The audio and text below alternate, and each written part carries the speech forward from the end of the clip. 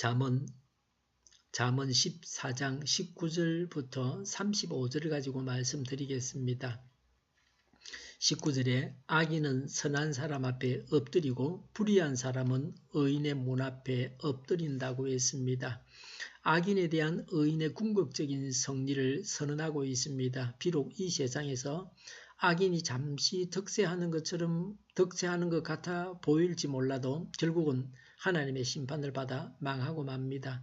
의롭게 살아야 할 것을 교훈하고 있습니다. 눈앞에 이익만을 생각해서는 안 됩니다.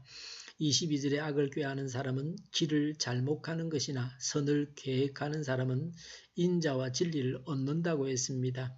악인은 자기 계획과 생각대로 일을 하지만 바람직한 결과를 얻을 수 없습니다. 하나님은 악인을 벌하십니다. 하나님의 심판을 받아 악인은 망합니다. 선을 행하는 사람은 하나님께서 도와주시고 하나님으로부터 상을 받습니다. 인자는 인간을 향한 하나님의 불변의 사랑입니다. 또 인간을 향한 인간의 경건과 타인을 향한 각양의 인간애를 말합니다. 진리는 약속을 이행하시는 하나님에 대한 견고한 믿음입니다. 24절에 지혜는 지혜 있는 사람의 면류관이지만 어리석음은 미련한 사람의 화환이다 라고 했습니다. 지혜자는 정당하고 성실하게 재산을 모았습니다. 그래서 그의 재물은 그의 지혜를 드러내는 자랑거리가 됩니다. 허다하게 세상 사람들은 자신들의 어리석음을 자랑하고 있습니다. 지혜자는 재물을 선한 일을 위해서 사용합니다. 그래서 더욱 지혜를 빛나게 합니다. 그러나 어리석은 자는 욕심 때문에 불의하게 재물을 모아서 쾌락을 위해서 탕진해버립니다. 그래서 남은 것은 그의 미련함 뿐입니다. 영육간에 완전히 망합니다. 25절에 정인이 진실을 말하면 남의 생명을 건지지만 정인이 위정을 하면 배신자가 된다 그랬습니다. 악인은 자기의 이익만을 추구하여 거짓말을 합니다. 선한 이에게 피해를 끼칩니다. 29절에 좀처럼 성을 내지 않는 사람은 매우 맹철한 사람이지만 성미가 급한 사람은 어리석음만을 드러낸다고 했습니다.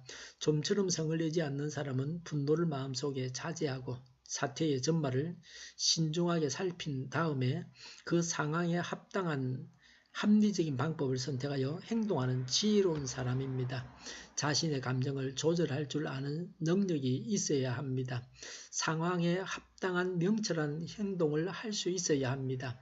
성미가 급한 사람은 스스로의 감정에 이끌려서 상황도 제대로 파악하지 못한 상태에서 분노를 나타내어서 오히려 손해를 당합니다. 30절에 마음이 평안하면 몸에 생기가 도나 질투를 하면 뼈까지 썩는다 그랬습니다. 마음이 건전하고 온유하고 건강하고 평안하면 몸도 건강합니다. 그러나 마음에 남을 미워하고 시기하는 마음이 있으면 육체의 기능도 저하되고 삶의 의욕을 잃게 됩니다. 에너지를 거기에 미워하는 데 다 소진해서 자기 일을 할 수 없게 합니다. 마음이 평안한 자는 지혜를 얻은 자입니다. 몸과 마음은 연결되어 있습니다. 마음을 잘 가져야 몸도 건강하게 됩니다. 하나님의 말씀에 순종해서 기뻐하고 감사하고 찬양하면 모든 병도 떠나가게 되어 있습니다. 32절에 악한 사람은 자기의 악행 때문에 넘어지지만 의로운 사람은 죽음이 닥쳐도 피할 길이 있다고 했습니다.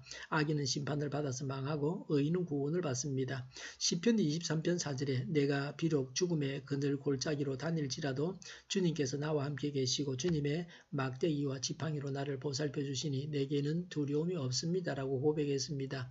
33절에 지혜는 명철한 사람의 마음에 머물고 미련한 사람 마음에는 알려지지 않는다고 했습니다. 지혜자는 겸손합니다. 그래서 자신의 지혜를 함부로 자기가 지혜롭다는 것을 함부로 자랑하지 않습니다. 미련한 자는 자기의 어리석음까지 내어놓고 자랑합니다. 그래서 사람들로부터 비난과 조롱을 받습니다.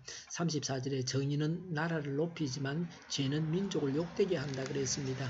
정의나 죄는 종교적이고 도덕적인 것입니다. 백성들이 종교적으로 도덕적으로 어떤 상태에 있느냐에 따라서 나라의 장래가 결정됩니다. 황금 만능주의에 젖어서 물질적 육체적 이익을 위해서라면 어떤 죄도 저지르는 현대의 풍조에 대해서 경고하시는 말씀입니다. 하나님을 대적하는 나라들은 사라지기 마련입니다. 35절에 슬기로운 신하는 왕의 총애를 받지만 수치스러운 일을 하는 신하는 왕의 분노를 산다고 했습니다. 슬기로운 신하는 왕이 바른 정치를 하도록 돕는 자입니다. 수치스러운 일을 하는 신하는 자신의 입신 출세만을 생각하여 국정을 혼란케 하는 자를 가리킵니다. 지혜자는 하나님과 사람에게 존귀 여김을 받지만 미련한 자는 결코 어디서도 환영을 받지 못합니다. 하나님을 경외하는 자, 의로운 자, 지혜로운 자가 되어야 합니다. 기도하겠습니다. 하나님을 경외하고 의로운 자, 또 지혜로운 자가 되게 하여 주시옵소서.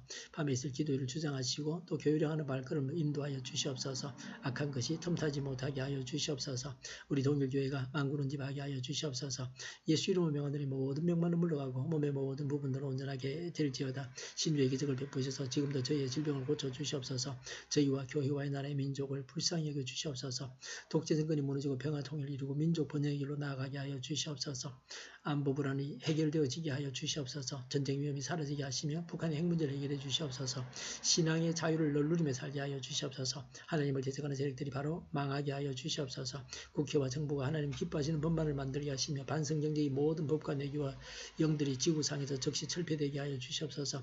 대통령이 통치를 잘하게 하시며 신이 일어나지 않게 하시며 출산율을 올라가게 하시며 에너지 정책과 재활용금 정책을 제대로 세워서 집행하게 하여 주시옵소서. 늘 맑은 공기를 마실 수 있게 하여 주시옵소서. 오늘도 성령님을 따라서 차고 넘치는 삶, 복된 삶을 살게 하여 주시옵소서.